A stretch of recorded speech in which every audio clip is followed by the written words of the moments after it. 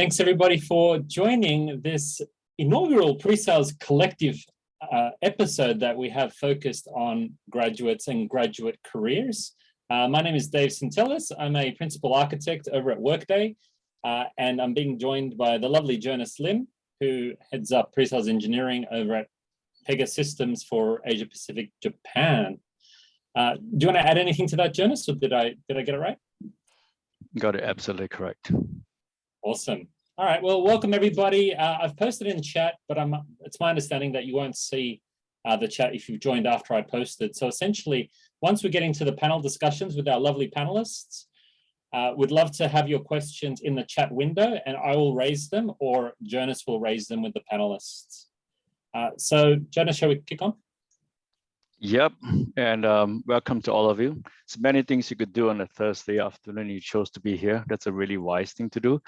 I thought we started with something fun, given that, you know, we had coming towards the end of the year and end of the week. So if I can get you to whip out your mobile phones, let's take a pause to see how you guys are doing this week. So take out your mobile phone, just scan this QR code. I made it easy for you. You don't have to do single sign-on. So all you have to do is to use one word to describe your week. I'll give you a couple of seconds to do that. And I know, David, you had a really big week, huh? Yeah, it was quite a big week. We had our tech summit this week and it was all virtual. So Tuesday, Wednesday, Thursday. So today was the last day. We had some excellent speakers, had a great time. It wasn't quite having a summit in person physically, so I really missed those days. But yeah, we had our virtual tech summit, which was lovely. What about you, Jonas? Yeah, we're closing up the year, as you know. Calendar year is always pretty tough to end the year and nearing to Christmas. But, you know, had a really good year. Looking forward to have a good break in 2 weeks' time, taking a week off. So wonderful week and fulfilling as well. That was for me. Awesome. I just want to make a shout out as well. Feel free to add any of us onto LinkedIn. We'd love to create that connection. So we're getting a lot of info coming in, Jonas. Check it out. Yeah, relaxing, fresh, tight, hectic, silly. Wow. Care to explain? Silly? Meh. Oh, I like that. Okay. It looks like we've got a pretty good mix. You know, like I said, one of the things I've learned is, you know, in COVID, a lot of things we can't control, but focus on the things we can and just be thankful. So wonderful. Keep this coming. This is fantastic. Cool, fresh, chilling. I really hope you guys have a wonderful end to your week. And with that, I also like to take the chance to check out who's in our group. So the next question is, how long have you been in a pre-sales role? Right. So I know David is definitely godlike. I did see a few university students sign up for this. So it'd be really cool for them to join the session today. I'm definitely more than 10 years, but nowhere near godlike. Is that still learning the robes, Jonas? I'm still learning. I'm always learning, you know. Yeah, growth mindset, I call it. Yeah. Very Harry Potter. Looks like we have a good mix. A lot of them seems to be, well, 37 of them is trying to be pre-sales. This is really cool. I think this is a perfect session, David. And perhaps they're also keen to find out what pre-sales is and what PreSales Collective could help them with. So why don't we tell them a little bit more in the next slide? Yeah, cool. So who is PreSales Collective? You may have heard of us, but if you have not, we're a community of 16,500 members across the globe. And I got to tell you that we have a significant part of that in APJ. So we have about 13 to 1,400 members in Asia Pacific Japan.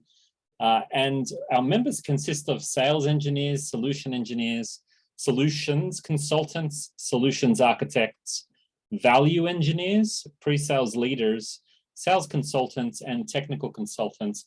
And essentially, people who are aspiring to be those roles, people who are looking for a career in pre-sales, but also people who just want to know what pre-sales is about. Next, Jonas. Yep.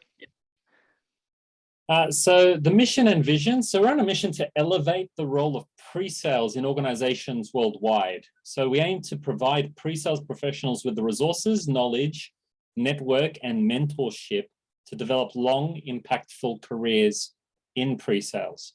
Our vision is to create a global community of professionals who have a passion for pre-sales, a place where individuals in a pre-sales role or anyone who aspires to be will be supported in their professional development.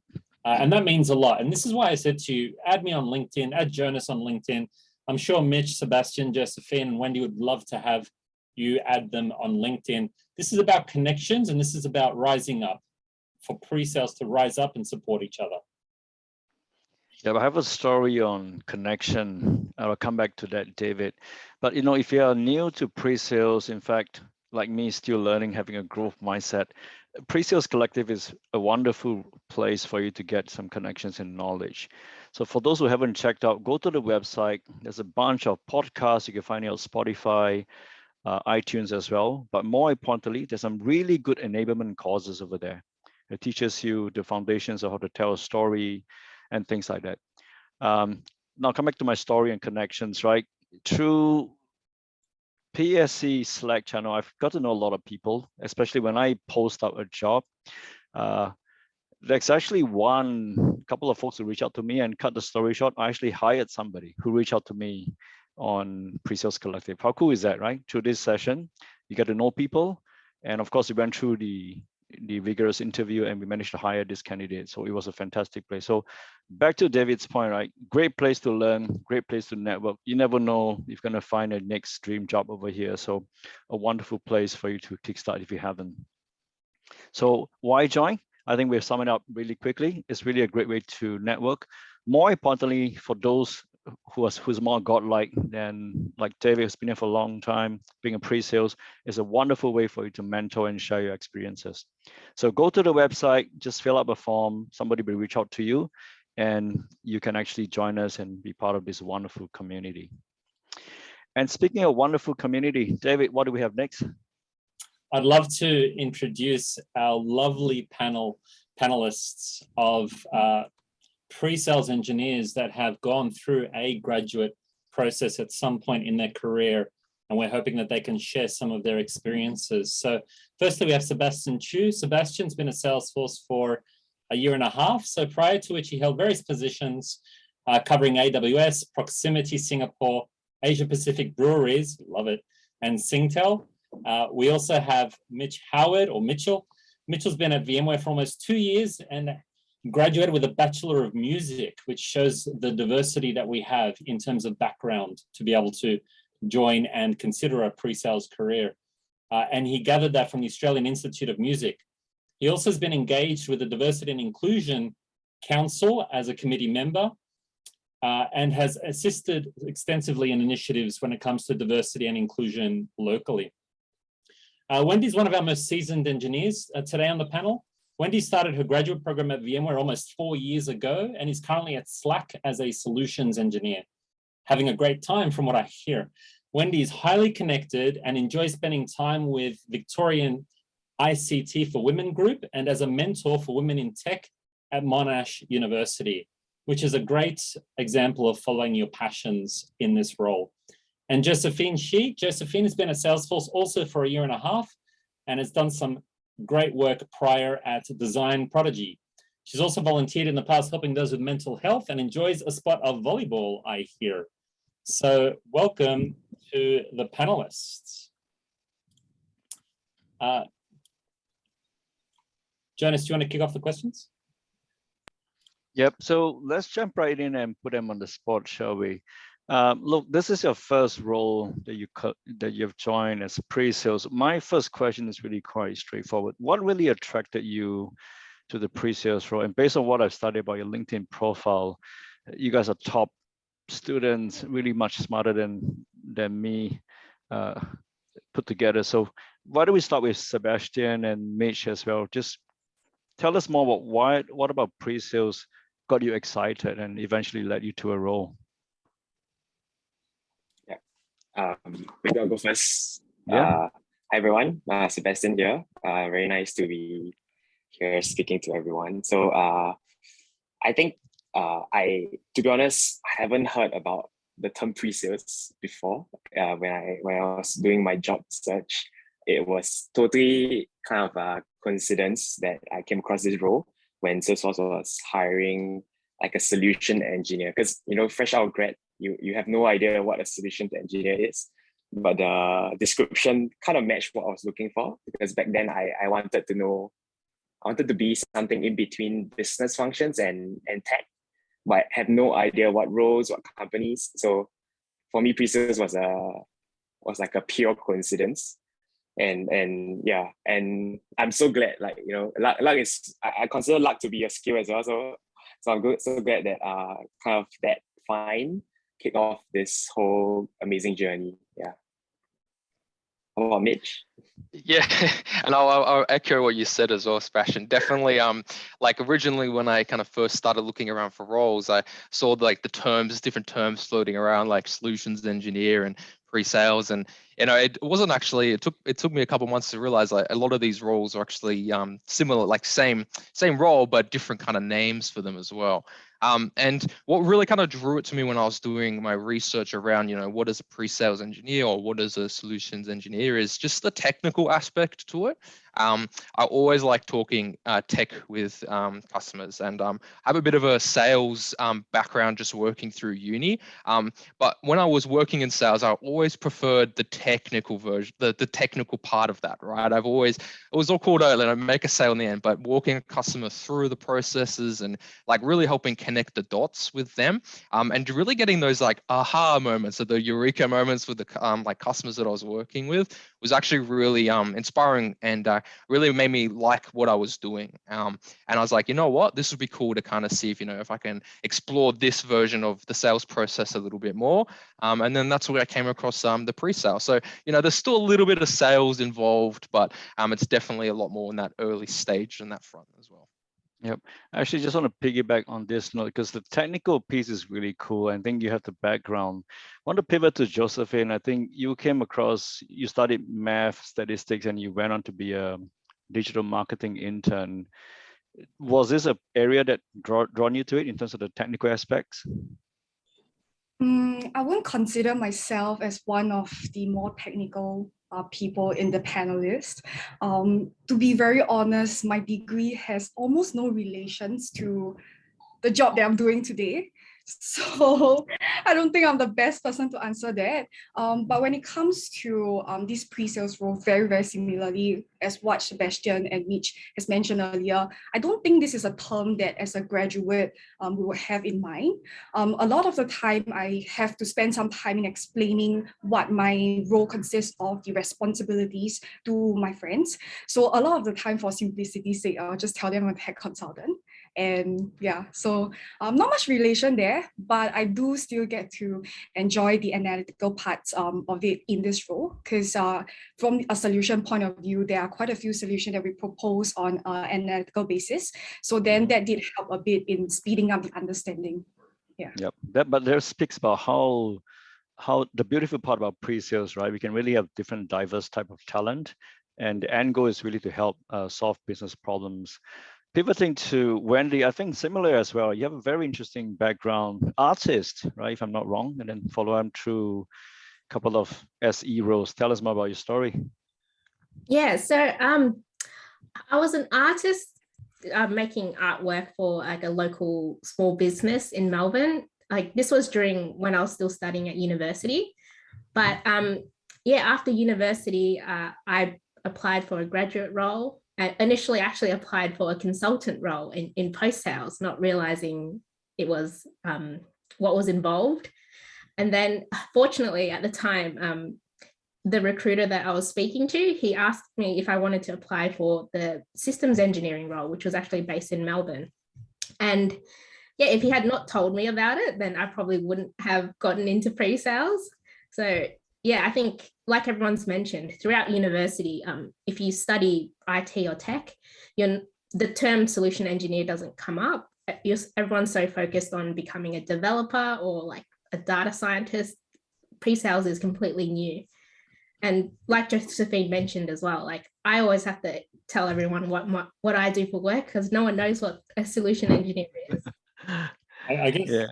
Sorry, Janice. I guess just to drill down a bit on that, Wendy. Now that you've been out there working for a while as a pre-sales engineer, do you feel as though post-sales would have been the right fit for you? I think post-sales wouldn't have been the right fit for me, because I feel like in post-sales, you need to be a lot more technical, which for me, I wasn't the most technical person.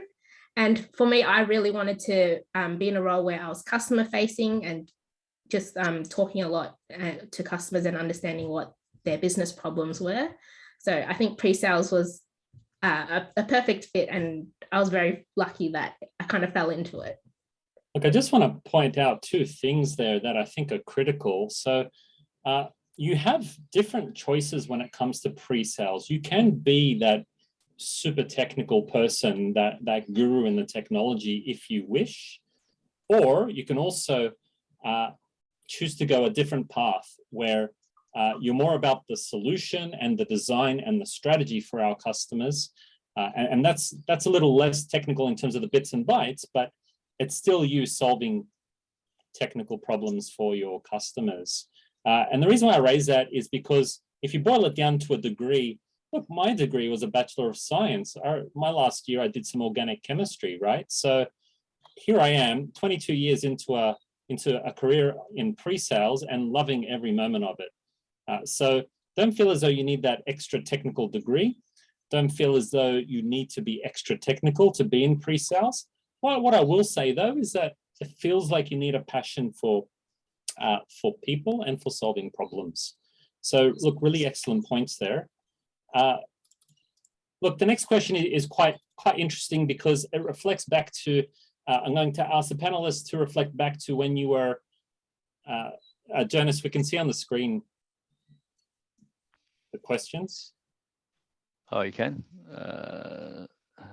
Yes, I'm going to ask the panelists to reflect back to when you were looking for a graduate role. My question to you is, what do you think companies were looking for in terms of hiring for graduates? So Wendy, we had you last. How about we have you first in this one? What do you think that VMware, for instance, was looking for in a graduate? I think a lot of companies know if they're looking for a graduate, they're not looking for someone with a whole heap of experience. So as long as you're really willing to learn and be open to just learning on the job, then that's something they're really keen to have. And also, I think something that's sometimes overlooked is like researching a company's core values. If your personal values align with the company's values, that I think really helps show that you can be a good candidate for the company. Yeah. And did they explain to you during the interviews what the core values were of the company, and then you had to marry that up to how you felt? Yeah, so they went through it during my assessment day, but I also did my own research beforehand because I feel like you kind of need to do a bit of research so you know what you're kind of going into. Yeah, absolutely. Sebastian, what are your thoughts on it? What do you think companies were looking for when they were hiring you as a graduate? I think similar to Wendy, they definitely aren't looking for people with a wealth of experience, right? But more of the attitude, the willingness to learn. And also, I believe being one's authentic self is something that they look at as well, because ultimately you are a customer-facing role. They definitely are going to look at someone who perhaps will be easier or more comfortable talking in front of people, more likable, creating a strong first impression. This kind of personas, I would say soft skills that aren't usually easily developed or trained. They might be looking for people like that, because then the technicality, the skills, the experience that the company can provide and train. Yeah. Beautiful. And Josephine, what are your thoughts on it? What do you think Salesforce was looking for? Yeah, so I think Sebastian actually brought up a couple of points, but one factor that really stood out to me was the authenticity. So I think what happened during my interview was that I was openly sharing with my interviewers personal stories about who I am. I used to think that sharing how you feel and your personal stories in an interview is actually slightly unprofessional. And I recall trying very hard to fit into this image of a proper image of what society perceive a good candidate should possess. So some of these interviews I've been to, I felt like I was trying too hard, or I just wasn't being myself. So during the interview, I actually openly shared my weaknesses and might have come across as slightly vulnerable to the panels, which is probably the last thing many candidates would do. But I think that sharing these weaknesses and vulnerability openly makes you real and a human. So through my stories, I guess some panelists could relate to how I felt. And this was where it helps me to create an impression and differentiate myself from the rest of the applicants. Yeah, so that's my point of view on this. I think a key there is being yourself, being genuine and being authentic. Companies love to see that. Mitch, do you have any commentary on what VMware was looking for? Oh, wait, I hired you. Yeah, I was about to say, David, you hired me, and thank you for that. And we had, we talked about this a little bit around as well. And I think really expanding on what everyone else kind of added on here. I really want to hone on this kind of aspect of the willingness to learn. I think it's one thing to kind of mention this, but I think actually showing how you're doing that currently is also really important. And it's not really just about looking at certs or anything like that. It can be projects. I talked about my projects with David at the time, and again, being transparent, and he also saw them in my CV as well, right? And at first I was thinking, people just want to see your work experience, people just want to see your university degree, but I just took that different angle, and I just shared some of the things that I was working on in my spare time, what I was passionate about, what I was learning. As said, David, you hired me as well. This resonated with him very much, right? My work in different areas was quite diverse, combined with the previous jobs as well. But yeah, definitely looking into any of your projects, whether that be what you're doing through university or just in your spare time as well. Just even the small things. There's ways that these can often relate to a pre-sales experience as well. Oh my God, Mitch, this is critical. Critical. If I'm looking at resumes as a hiring manager and you have your degree and that's it, how do I have the data to make a decision? But if you have your resume and you've also listed some other projects that you've done, it shows that you're actually actively wanting to do things. Also, I would check heavily volunteering, because at the time when I was at VMware, volunteering was quite a strong passionate give back to the community type of initiative. And that's kind of the type of person that VMware was hiring at the time.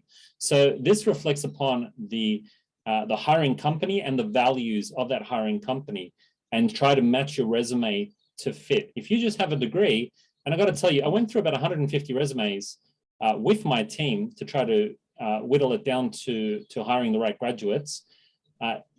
The resumes that just had a degree, I had no extra data. There was nothing that I could do. So start getting involved in the community. Start even PreSales Collective. Get involved in PreSales Collective. We're going to have some local events. Start networking. Do things. Volunteer. You saw Josephine did some work for mental health, and Wendy is leading in terms of women in IT in Victoria. It's great to see. It's even better to see if a hiring manager is looking to hire a graduate and what's on their resume. So look, excellent points, Mitch. I just really want to say that really added to. I think the other thing is I've also hired quite a few, or at least set in quite a few of grad hires. One of the things we look out for is definitely passion. I think Sebastian is right. Most of the time we can't expect experience, right? But the passion, the why, and also from the personal aspects, what you're doing outside of work, those are really, really, really precious. So I think very, very spot on.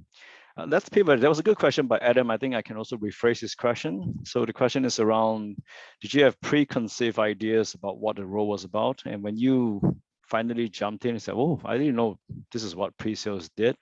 So the question is, Was there a surprise in the role that you expected to do, and is there a story you can tell from there? Maybe start with Mitch. Yeah, so there's definitely a couple of things that surprised me about the role, but I think one of the big things that surprised me was really around the thought-provoking questions that I get from customers. It's quite it really does make you think, wow, like these guys are really thinking at a different angle, and it works from there, right? And I always had this idea that I would be kind of be a walking virtualization encyclopedia. Like I just with VMware, like anyone could come to me, I would know everything and just be able to talk to things. But every day, the cool thing is I get something new, and this is often something that I don't know straight away. And from my experiences as well, customers are very open when you just admit that you don't know the answer, but you'll get back to them, and you'll just, and again, that was kind of a thing again, going back when my first initial thoughts coming into the role, it's like, oh, I just have to know all the answers. I just have to know them all the time. And, you know, there's that kind of pressure on me, right? But that it's okay to not know sometimes. And then that also now extends to leveraging the teams that you're in as well. At VMware, we've got some really, really great minds around us. And it's really like Shaman, I can see Shaman on the call. We work together because we've got different experiences and we just share that knowledge, right? That kind of tribal knowledge. But yeah, I guess on that area with the special story to kind of tell there is going through the initial phase, I guess, around the interview process as well. There was really kind of like these two events that happened. So mainly it was the kind of the phone interview, but also an assessment day, and the preparation that had to be done for that. And it turns out the prep that I did for it was very in tune for this. I didn't know this, but I actually did a lot to research what VMware was doing at the time, you know, what they were working on, some of the big projects they were doing, also the core values. And I was, after going through that phase, I then met the next person up, and that was one of the managing solution engineers at the time. His name was Matt. And what really caught me off guard with him was I thought it would be like a normal interview again, but we really just went straight into some pre-sales techniques, right? And we were talking like full strategy. We were going like talking, I thought it was just like a 5 to 10 minute thing, but it went for an hour where we were just kind of comparing different avenues of where to approach different deals. And I was stumped for 5 to 10 minutes. Like I was like kind of just completely blown away. And yeah, it was a really good interview. It really stuck with me. And that's why I have a really special story to tell around that. Definitely, it's just the pre-sales world is very unique and very strategic around that too. Yeah. That's fantastic. Can you hear from Josephine as well? Because you mentioned, you know, technology may not be your strength, but obviously there's some form of the element when it comes to pre-sales. Was there any surprise that came your way, and how did you deal with that? When I first came into this role, I think it's safe to say that for the first month of my journey in Salesforce, I thought my job revolves around doing solutions demo, purely demo. So I was actually quite surprised that there is actually a lot more to that. So I think the thing that really stood out to me was how important it is to be an effective communicator. That is essentially, as a pre-sales, essentially you are the intersection between the customer-facing roles as well as the non-customer facing roles. And it starts from how I engage with my customer to get a better point of view, to how I talk to different sales and pre-sales people to put together the solution. And then finally, to communicate with demo engineers if the solutions is very extensive and needs to be customized. So then I feel like throughout this entire journey, what I learned is that having a good communication skill is actually very important, because as a pre-sales, we need to have the ability to have both business conversations as well as to drive a technical conversation. So safe to say that this communication piece is something that I spend a lot of time working on. And take, for example, I think we just wrap up a huge demo presentation and the turnaround time was really short. So it was a mad hustle. And just 2 days before the actual presentation, the main part of the demo components were not working. So I never felt this amount of stress in my life. And I really didn't want to screw it up because the team has worked really hard to put the solution together. So at this point, I actually caught myself regressing a little. And I minimized the conversations that I've had with others to stay focused on solving the issue. but I do realize that it is not all on me to deliver, and that having a good communication skills in this case would really greatly reduce the stress that I have. So I'm still working on it, but this is definitely something that surprised me. And as much as we always say that it's important to have good communication skills, I think it is not easy to actually possess it. So yeah, that's my point. Yeah. And I'm guessing you must have nailed the demo in which you finally put together, right? I guess. It went not too bad. So we'll see. You're too humble. So actually, I've heard a couple of good stuff. Communication is one area that you learned. And Mish talk about problem solving, really understanding the business, the customer challenges. Let's pivot the question a little bit about what you like most about the pre-sales job. And this is one of the questions I ask when I go for when I talk to candidates, right? So Sebastian, if I were to ask you, what would be the one thing that you love most about your job that you could do half a day for free, for example? What would it be? There's many areas where I really love pre-sales about, but if I have to pinpoint to one, it would be that it's definitely not boring. If you are a person who strive to always have a challenge, always learn, always grow, you don't want to do like a mundane day-to-day 9-to-5 job. Pre-sales is almost like the perfect role for you because we have to keep up with technology, we have to keep up with business trends, we have to keep up with our customers. So there's every day, like what Mitch mentioned as well, every day is a learning process. You are not expected to kind of know everything and then be the master of all, but learn to depend on people for knowledge, for guidance, and yeah, ultimately it's definitely going to be very, very exciting.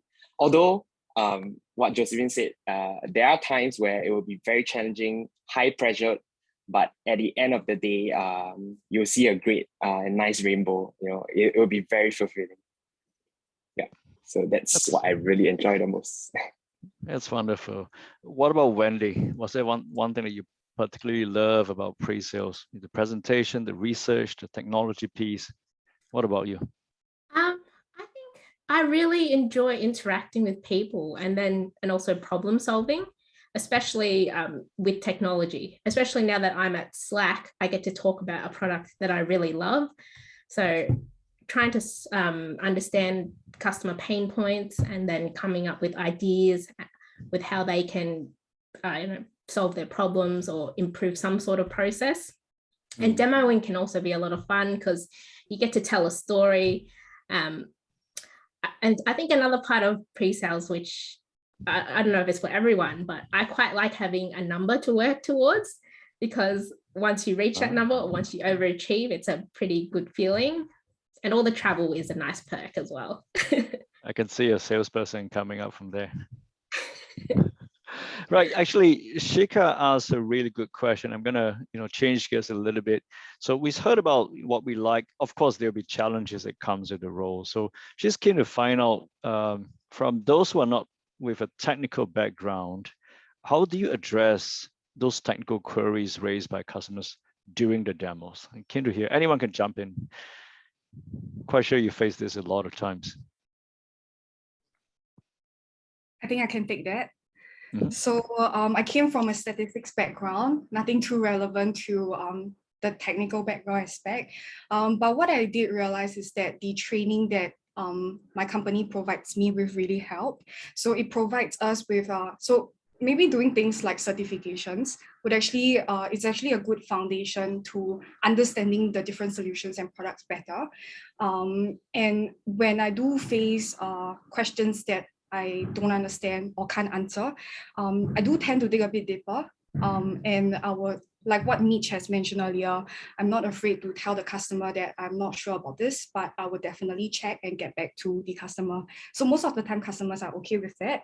But of course, when it comes to the fundamentals, it's always good to do your certs, to read up a lot more, and to be prepared for a presentation. Yeah. Sorry if I'm jumping in. I also think it's important to understand why they're asking the question, because sometimes it'll help you dig a bit deeper and maybe you can kind of answer it from a different point of view. But like Mitch mentioned before, you can always take down a note and then get back to the customer. Most people are usually fine with that. Yeah, actually, I think that is really spot on. One of the tricks and art I learned is when somebody asks a question, there usually could be a question behind the question, right? So if you could really take time to dispel that and understand the intent, not only it buys you time, it also puts you in a smart position that you're actually trying to discover more. So I really like that point you made over there. So makes a lot of sense. What about? Sorry. Mitch and Sebastian, did you have any commentary on what you would do, or do you both consider yourselves too technical? You go, Seb. You go.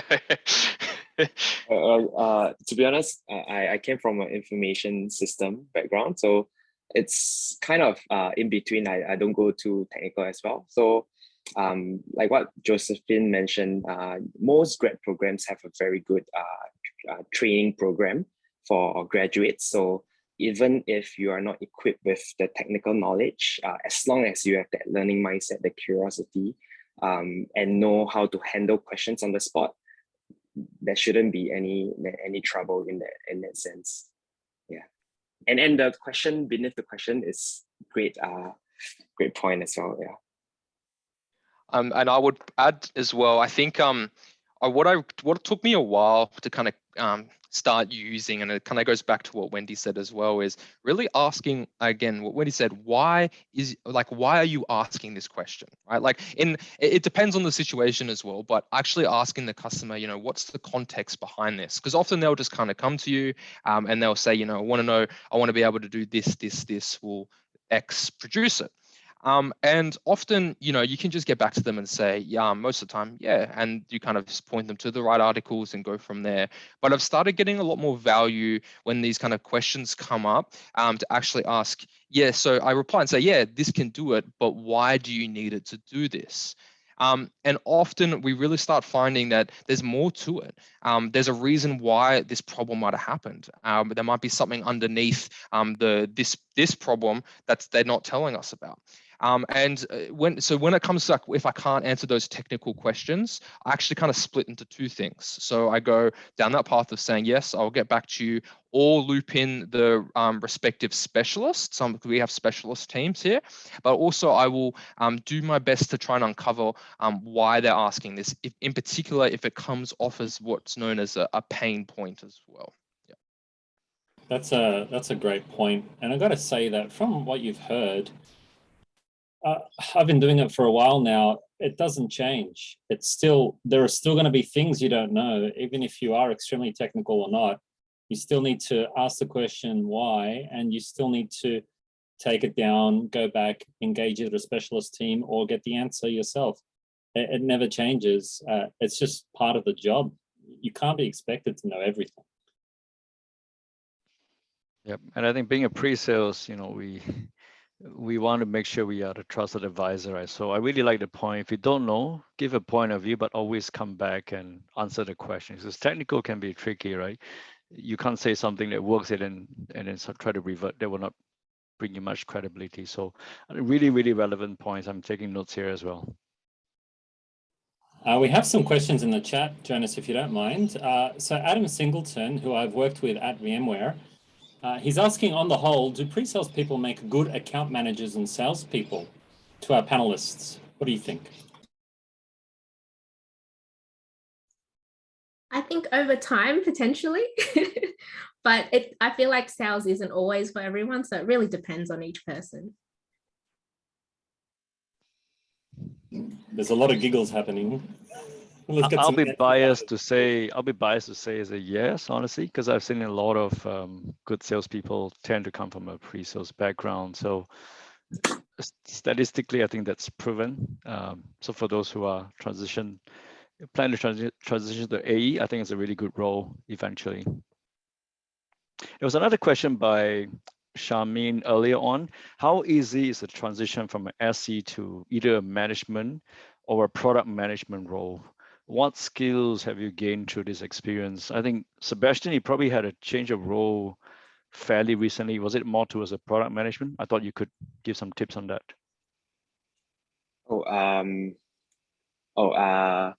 I think from my opinion, product is a bit trickier because in the pre-sales, you need to care both about the solution and also your customers and their business value, right? But product, usually it's more on its roadmap.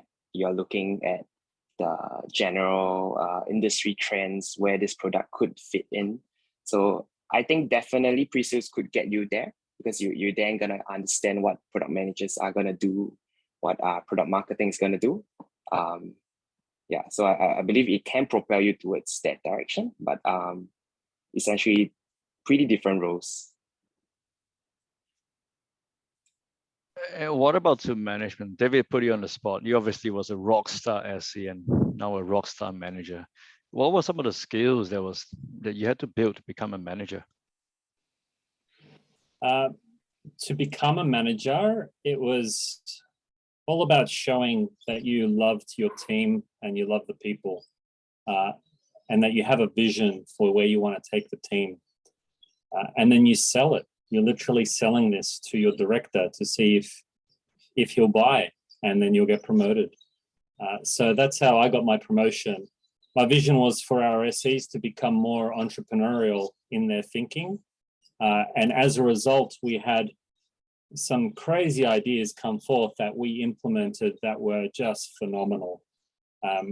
So that brought a lot of success to the commercial pre-sales team at VMware at the time when I got that promotion into management. But it was all about the vision and understanding a bit of the brand management that is required to be able to get into management. So you not only do you have your team, you have to protect your team and think about what this team has in relation to the other team and what kind of an impact you'll have on each other and how you can work better together from that perspective. So you kind of broaden your scope from, instead of just thinking about you and your own number and trying to deliver that number with these customers, it becomes more, I've got my whole team that needs to deliver a number. How are we going to do that? And what other teams do we need to leverage to be able to do that?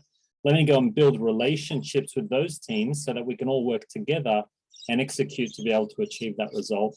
And that was part of the vision that got me my promotion at VMware into management. What about you, Jonas? How did you get into management? What was your final blow to get there? For me, it was a bit of a natural career progression, but a bit of timing as well. To me, what a good leader or manager needs to do is three things. First, really focusing on your team's professional development. In line with that, also the personal development, right? So these are two fairly similar, but equally important at the same time. So I think if you're someone who really genuinely cares for people more than yourself, these two things are most important. I think the third point, apart from the strategy, which I completely agree with you, David, is around stakeholder management. This is a skill that I've learned. I have to pick up, right? Because you're not dealing with your own team. Your job is to make different teams work together, whether is it the specialists, is it the CSMs, is it the partners and all that. So these skills is, nobody's going to just come up to you and do everything you say because you're a manager. You really have to sell and give your views, your vision of how we're going to bring everybody in. So that was another skill that I had to pick up and learn some hard lessons along the way, David. So a quick one around the panelists. I see a question from Jennifer Lowe. She's asking about KPIs. Adam has a response, but I'd like to hear from the panelists just quickly. What are your KPIs currently in your pre-sales role? Mitch, we'll start with you. Yeah, so key performance indicators. Yeah, so I'd say that there's quite a few, but not in like an overwhelming way. I would say that it often can be set by a manager as well as those kind of more official ones. So I guess if you start with a little bit more of the official ones, you've kind of got that number that Wendy was kind of saying you're working towards, and that's where you're kind of working with the sales guys to make the business X amount of dollars in a quarter or a financial year. So I work in the commercial area that I work in. I kind of work off of like a pooled number, essentially speaking. So there's different ways that this can work and be an individual number or like a shared number with other people. But then when you've also got more of a, on the manager side of things, I would say, so something that my manager looks out for is a lot around development. So whether that be just kind of keeping up to date with things and learning. But this isn't just really certs too. This can also be showing your improvement of soft skills. So your presentation skills also are very much around just your work in the community or like with user groups as well. So engaging with clients outside of the normal work hours in that kind of aspect. So that's, as an example, there's one happening tonight, right? We're meeting up with fellow VMware users and just catching up with them, right? It's just all these different areas and just kind of broadening the scope on that area too. So yeah, you've got kind of those official ones, but also there's more personal ones to work towards and show what you're achieving in your day-to-day area as well. Nice. Wendy is mid-sip. Let's flip over to Wendy. I think Mitch has answered it quite well, because like I feel like my KPIs are quite similar. So yeah, everyone has like a number that they're working towards. And then other KPIs might be, I think Adam mentioned, like if you're filling in tech validation notes for all the opportunities that you're working on. Other ones might be, yeah, self-development. Yeah, those are the ones I can think of top of my head right now. Awesome. Josephine? I think besides the sales number, some of the other KPIs that we are looking at includes the enablements that we have attended, the post-sales support, asset creations, as well as hours spent on self-development. So these are some of the KPIs that we set for ourselves and the managers, and I guess on an organizational level, something that we move towards. Yeah. And Sebastian, do you concur? Is there anything else you want to add that may be a KPI? Yeah, I think also depending on your exact pre-sales role, because you could be more of a generalist or could be more of a specialist, then if you are looking to grow, let's say, a certain aspect of the business, a KPI could be giving enablement sessions or guidance towards sales, towards the pipeline, so that you have a healthier pipeline, so that eventually your life gets easier as well, because you're better helping them, equipping them with the skills to qualify better. Yeah.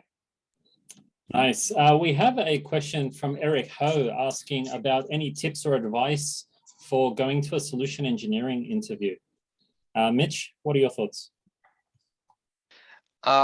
Definitely be prepared and be on time as well. I think this is very like underserved, but like when people are running late to things, they're going to start stressing, heart rate will go up, and then that you kind of lose a bit of a disconnection with yourself. So it's, yeah, you can easily say, just be yourself at the interview and all this, but definitely I think you got to think about that initial stage, right? So, treat yourself properly in the morning, wake up, do what you got to do, just dress properly, breathe, and then when you get there, be yourself, okay?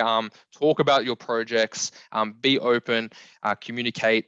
Communication is key. So just make sure you, try not to, when you're nervous, you often speak a little bit faster. So just make sure you take that mental note just to slow down and just take your time when it comes to answering the questions. And you don't need to be super duper fast to answer a question, all right? If you get asked something and you just take that second or two just to think about it before you answer it as well, and go from there. Excellent points. And we have time for one other person to answer that one.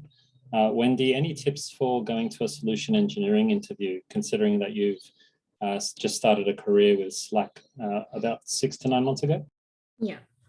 I think, if I know during my graduate interview process, they had an assessment day. I think something to just also keep in mind is, although you might not be doing the interview, maybe you're doing like a group assessment at the start of the day. The people assessing you will be watching you and kind of watching how you interact with other people in the group. So something to be conscious of. And even during like lunch, there might be a session to network with people, make the most of that. It's a really good way to get a feel of like how how people work together. And again, the people assessing you are probably watching how you interact with people. Yeah, that's very true. So what I'll do now, we're going to wrap it up with the panelists. There's room for a single line takeaway from every single panelist. So Josephine, could we start with you? What's your one line takeaway advice for the audience? I think for me personally, it would be that you only control the effort, not the results. And this is something that resonates really well with me this year. Be it that you're going for an interview, sitting for your finals exam, or doing a big presentation. I think it's important to keep in mind that you control the effort. You are able to control what you put in, and we'll let the results speak for itself. So this is something that I always live by and something that I like to share with everyone. Yeah. Nice. Sebastian? Right. For me, it would be, I know a lot of the graduates, you guys will be applying for lots of roles. So that also means that you are gonna have some rejections and some no's. So my liner would be, if a company tells you no, it doesn't mean you can't do it. It just means you can't do it with them, right? So heads up and continue, down the journey. That's a great attitude to have. Excellent. Mitch? I'm going to say, stay organized, embrace learning, and share knowledge. That's my tagline. Share knowledge is so important. There's no point in just keeping it all to yourself, really. You need to be sharing. That's excellent point. Wendy? My advice would be open to learning and growing, and something similar to what Sebastian said. Don't let rejection put you down. It's just redirection for better opportunities. Absolutely. Look, there's been many more questions in the chat. We're just kind of running out of time. So I just want to personally reach out and say, you can ask me on LinkedIn. I'll get the answers for you. And also, PreSales Collective across APGA will be kicking off a mentorship program. So if you've just started off in pre-sales, if you need that guidance from a senior pre-sales member, sign up to the program. Also, if you are a veteran in the industry and would like to provide some mentorship to some budding young pre-sales engineers, then absolutely watch out for that pre-sales mentorship program that will be launching in about a month's time. Jonas, shall we kick on to the next slide? Absolutely. Thank you so much for all the sharing. I also would like to hear from the rest of the participants. So back to your mobile phones, not to check your emails. If you can take 1 minute to share with everybody here, what is one takeaway that you've picked up so far? And I really appreciate all the questions on chat. This has been really one of the most engaging sessions. So keen to hear what you guys have learned in the next 1 minute, and we can close it off.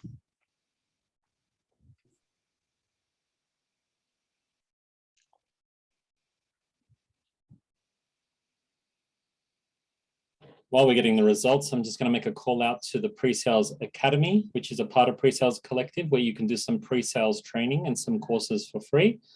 It's so good and so respected in the industry that when I did my onboarding at Workday, there was a course in that onboarding material that was from PreSales Academy. So do a search, have a look, and do some free pre-sales training, as well as John Kerry has some good fundamental pre-sales skills. Adam Singleton called it out earlier. He has a book called Mastering the Technical Sale, and he also has some LinkedIn learning capability. I think he may be on YouTube as well, but he's definitely written that book, which is a good book. Some really good text coming in. Be yourself, be authentic. For me, I really like Sebastian's quote. I can't remember what you say about, if this is not for you, it doesn't mean that you cannot do it in the other company, something like that. So I really think that's such a true takeaway, because there's so many opportunities. It's about finding the right one if you have the right passion. Good. Just ask questions. Just curious, Jonas, just a quick one. A few people have asked, what do they say to their family when they ask, what do you do if you're in pre-sales? How do you describe pre-sales? So the way I would describe is, I ask them, like, if I know they like cars, for example, let's say somebody likes fast cars. Let's say you're my dad, David. I say, Dad, you like fast cars, right?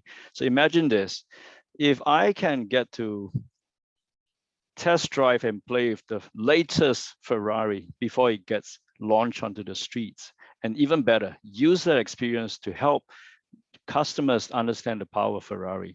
How cool does it sound? That's what the pre-sales does, using technology to solve real world problems. You get to play with the latest and greatest technology, and you're using that to solve really real world problems. So that's how we're going to answer them. Very nice. Cool. All right. I think thank you so much for all the sharing. I'm going to wrap it up. So a quick plug for those who haven't followed PreSales Collective yet. I recommend you to go to Spotify or iTunes. There's a lot of podcasts that's really relevant. This I think will also be published over there. But there's so many goodness over there to answer all the questions that you have asked. And also join us on the website. You have access to Slack. This is where you get to connect and network with the other peers around. You can also find good resources, get to know new people.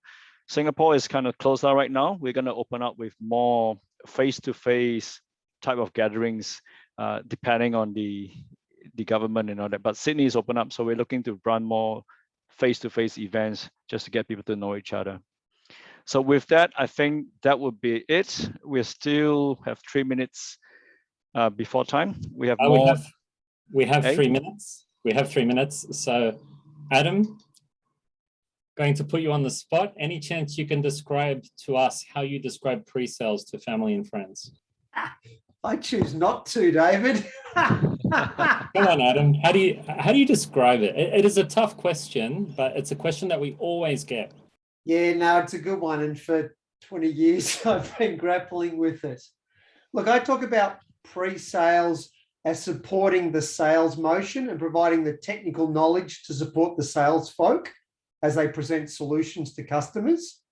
It's not a 1 minute elevator. I don't have a snappy 1 minute elevator pitch. That was very snappy and that worked well. So thank you. Thanks, Adam. And I like to use the analogy of if you're going to build a house, then you need an architect to put the plans together, and that's what Very we good do. analogy. And there is a salesperson who sells the house, and you and them are together in that motion, trying to solve for the customer, and that customer wants a house.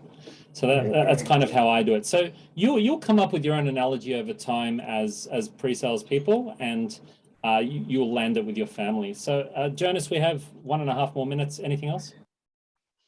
That's it from me, actually. I hope a special thank you to our panelists. Oh, absolutely, absolutely. They were fantastic. So thank you. I'm going to clap. Can you like to see some visual claps or emoticons? But really, thank you for taking time to all the 4 panelists. I think you guys have been fantastic. I myself have learned a lot, and it's wonderful. So thank you so much for doing this. Okay, thanks everybody. See you later. Thanks for having us. See ya. Ciao.